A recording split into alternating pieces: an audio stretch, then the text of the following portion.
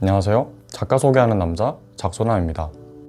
여러분은 도박 중독, 간질, 사형이라는 단어를 들으면 어떤 이미지가 그려지시나요?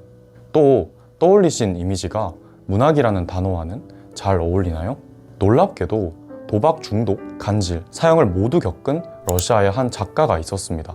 그의 삶은 너무나 극적이어서 그는 문학 속에서 살았다라는 말을 하곤 하죠. 어떤 삶이었는지 궁금하지 않으신가요? 오늘 저 작소남과 함께 19세기 러시아로 떠나봅시다. 1821년 10월 30일 모스크바에서 한 아이가 태어납니다. 아이의 아버지는 당시 병원의 수석 의사였고 어머니는 천사같이 좋으신 분이었죠. 부자는 아니었지만 적당한 재산과 좋은 어머니, 그저 행복해 보이는 가정이었죠. 그러나 사실 이 가정은 폐쇄적이고 가부장적인 분위기 속에서 불행한 면모를 가지고 있었습니다. 그래서 아버지는 병적인 우울함을 가져 매사에 의심이 많았으며 어머니는 병약했죠. 엄격한 아버지와의 충돌과 은밀하게 품게 된 악의 등으로 인해 아이는 자라면서 폐쇄적이고 성실하지 못한 성격을 가지게 됩니다. 거의 모든 시간을 집에서 보내는 아이는 자연스레 독서에 눈을 뜨고 외부의 현실 세계보다는 내부의 공상에 빠져들기 시작하죠. 시간이 흘러 아이는 15살이 되고 병약했던 어머니는 폐결핵으로 세상을 떠나고 맙니다. 아버지는 아이들을 데리고 시골로 이주하기로 결심하죠. 이후 장성한 아이는 상트페테르부르크에 위치한 공병학교에 형과 함께 입학합니다. 공병학교에 입학하여 강압적인 훈련과 압박이 체질에 맞지 않았지만 슈들로프스키와 베레제츠키와 같은 좋은 친구들을 만나 문학적으로 많은 영향을 주고받을 수 있었죠. 하지만 또 하나의 비보가 그를 찾아옵니다. 시골에 칩거하여 농노들과 살아가던 아버지가 농노들에게 횡포를 일삼다 그들에게 무참히 살해당한 것이죠. 또한 시간이 지날수록 규칙적인 기숙사 생활과 학교 수업은 창의적인 생각으로 가득 찬 문학가가 창작 활동에 집중하기에는 적합하지 못했죠. 1842년 마침내 그는 육군 소위로 임관되어 공병학교를 떠나 블라디미르가의 큰 아파트에 새들어 살게 됩니다. 규칙적이었던 학교를 떠나 자유를 가지게 되어 좋았지만 어린 시절부터 심했던 낭비벽은 성인이 되어 더욱 심해지고 맙니다. 낭비벽은 돈에 대한 집착으로 이어지고 자신의 후견인이었던 매제에게도 아버지의 유산을 빌미로 지속적으로 돈을 요구하죠. 평소 공상과 생각에 잠겨있던 그는 매제를 증오하며 스스로를 배고픔으로 죽어가는 불쌍한 존재라고 생각합니다. 그리고 자신의 상황을 바탕으로 하여 그의 첫 번째 소설 가난한 사람들이 완성됩니다. 가난한 사람들은 고골의 외투처럼 하급 관리에 대해 다루고 있는 작품입니다. 하급 관리 제부시킨과 젊고 가난한 아가씨 바르바라와의 사랑에 관한 소설이죠. 소설은 편지 형식으로 진행되는데 이러한 점에서 고골의 외투와는 달리 가난 속에서도 유지되는 인간성을 보여주는 작품이라고 할 수 있죠. 제부시킨은 바르바라를 너무나 사랑해서 자신이 파산할 지경까지 선물을 하며 챙깁니다. 결국 제부시킨은 파산하고 그 사이 바르바라는 어느 돈 많은 남자의 청혼을 받게 되죠. 바르바라는 그 청혼을 받아들이고 이후 제부시킨이 이 사실을 알게 되며 마지막이 되어서야 결혼을 말리는 것으로 소설은 마무리됩니다. 소설의 이름이 가난한 사람들인 것과 하급 관리의 이야기를 자신의 첫 작품으로 선보인 것은 결코 우연이 아닙니다. 자신의 낭비벽으로 생활이 궁해졌음에도 그것을 매제의 탓으로 돌리고 사회적인 착취이자 빈곤으로 생각한 것 역시 순전히 그의 과도한 상상에서 비롯된 것이었죠. 결국 자신의 악습관으로 인해 발생한 생활고가 의도치 않게 이 작품의 동기가 되었던 것이죠. 실제로 도스토옙스키는 항상 선고를 받아서 작품을 썼다고 합니다. 그에게는 돈의 문제가 인생에서 가장 중요한 것이었죠. 이후 여러 작품을 선보이며 작가 활동을 이어가던 도스토옙스키는 사회 문제에도 관심이 많았습니다. 특히 그는 기독교적 사회주의, 즉 공상적 사회주의라는 일종의 유토피아에 관심이 많았죠. 그 당시 그와 같은 인상을 꿈꿨던 사람들 역시 많았는데 도스토옙스키는 그러한 사람들이 모여 있었던 페트라셰프스키 서클에 자주 출입하게 됩니다. 어느 날 도스토옙스키는 페트라셰프스키 서클에서 연설을 맡게 됩니다. 평소 사람들 앞에서 말하는 것을 그다지 좋아하진 않았지만 그날은 유독 자신의 진심을 담아 연설했고 많은 사람들에게 감동을 주었죠.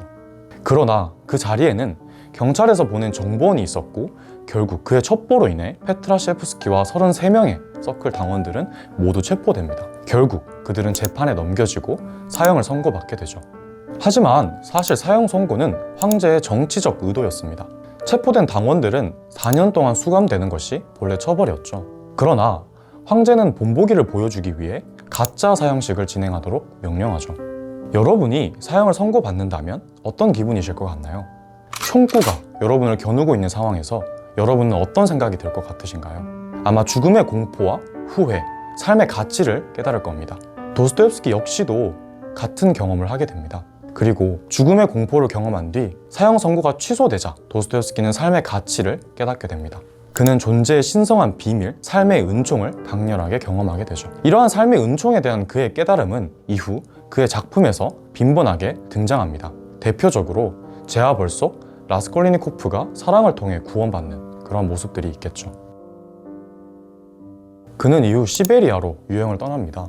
유형 생활을 하며 그는 인간에 대한 통찰을 얻게 되죠. 혹독한 감옥 생활, 수인들의 독특한 성격, 귀족 출신 수감자들에 대한 분노, 어둠 속에서도 빛나는 훌륭한 인간상 등은 인간 본성과 심리에 대해 도스토옙스키가 깊은 깨달음을 얻을 수 있게 합니다. 또한 수감 생활을 하며 성경을 반복적으로 읽은 그는 자신만의 철학과 신앙을 정립하게 되죠. 이러한 세월에 대한 기억은 죽음의 집의 기록이라는 작품의 창작으로 이어집니다. 죽음의 집의 기록은 말 그대로 주인공만 허구적인 인물일 뿐 도스토옙스키가 자신의 수감 생활 동안 경험했던 일들을 전기 형식으로 작성한 작품입니다.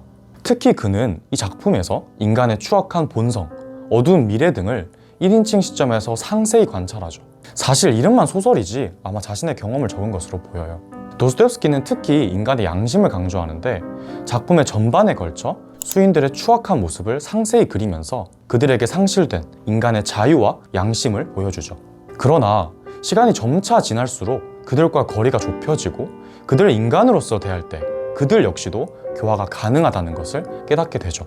그리고 그것을 통해 수용소의 모습과 러시아 사회 내에 만연해 있던 문제들을 드러내게 됩니다. 결국 그는 이 작품을 통해 사회 반향을 일으킴과 동시에 인간의 죄와 구원의 가능성에 대해 역설하는 것에 성공한 것이죠. 도스토옙스키는 이사에바라는 여인과 이미 첫 결혼을 했었습니다. 그러나 그녀가 폐병으로 요절하게 되고 그는 다시 홀로 남게 되죠. 그러던 중 그는 수슬로바라는 여인에게 빠지게 됩니다. 그녀에게 완전히 빠져서 그는 그녀를 따라다니기까지 하죠. 그녀를 따라다니던 중 그는 우연히 비스바덴의 도박장으로 들어가게 됩니다. 거기서 그는 돈을 얻게 됩니다. 이것이 문제의 발단이었죠. 돈을 얻어버린 도스토옙스키는 자신이 도박에 재능이 있다고 착각하고 이후에 결국 도박 중독에 빠지게 됩니다. 젊은 시절부터 가지고 있었던 낭비벽에 도박 중독까지 겹치며 그는 생활고를 겪게 됩니다. 그러던 중 한 출판사로부터 거액의 선불을 줄 테니 작품을 써달라는 부탁을 받습니다. 다만 주어진 기간을 넘길 시에는 이후에 도스토옙스키가 쓰는 모든 작품의 저작권은 출판사가 가지는 것이었죠. 돈이 부족한 그는 당연히 받아들였겠죠. 그러나 문제는 그가 돈을 받고 그 사실을 망각해버린 것이었습니다. 마감 한 달 전이 되어서야 그는 그 사실을 깨닫죠. 그래서 작품을 빨리 쓰기 위해 속기사를 불러들이는데 거기서 운명을 만납니다. 도스토옙스키의 열렬한 팬이었던 안나 스니트키나를 만난 거죠. 인연이 다 두 사람은 결혼까지 하고 두 사람은 너무나 잘 맞아 도스토옙스키는 이후에는 매우 편안한 결혼 생활을 하게 됩니다. 결국 도박 중독 역시 고치고 우리가 잘 아는 대작 까라마조프가의 형제들도 노년에 집필하죠. 어느 날 자신의 상태가 이상함을 느낀 도스토옙스키는 가족들에게 성경을 가져오라고 합니다. 그는 평소 중대한 결정을 하기 전 성경을 펼쳐 랜덤으로 손으로 구절을 가리키고 그것을 운명이라고 생각했죠. 이날 또 역시 그 행동을 했고 자신이 가리킨 성경 구절을 듣고는 그는 죽음을 확신합니다. 그렇게 그는 60세의 나이로 세상을 떠나게 됩니다. 19세기 러시아로의 여행 어떠셨나요? 재미있으셨나요? 19세기 러시아 문학은 문학의 황금기라고 불릴 만큼 많은 좋은 작가들과 작품들이 있었습니다. 오늘은 그 중에서도 톨스토이, 푸시킨과 함께 최고의 거장으로 꼽히는 도스토옙스키의 삶과 작품들에 대해 알아보았습니다. 오늘 제가 설명해드린 가난한 사람들, 죽음의 집의 기록도 안 읽어보셨던 분들은 꼭 읽어보셨으면 좋겠습니다. 또 저희 채널에서 책 읽어주는 남자도 진행하고 있으니까 같이 시청하시면 교양을 높이는 데 더욱 도움이 될 것 같습니다. 그럼 작소남은 이만 인사드리겠습니다. 감사합니다.